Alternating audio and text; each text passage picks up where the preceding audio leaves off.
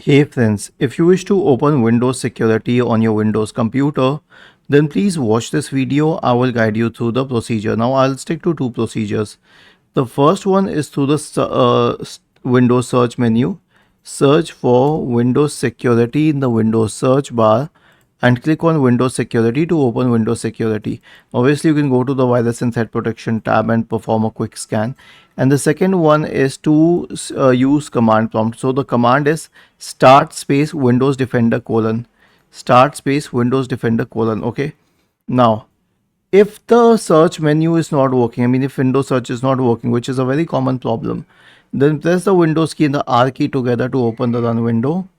Paste start space Windows Defender colon here and hit enter.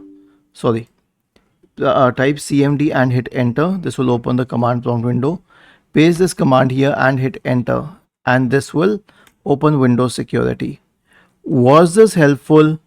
If yes, then please subscribe to the channel, and if not, then let us know in the comment section of the video on how we could help you further. Thank you for watching this video and have a nice day.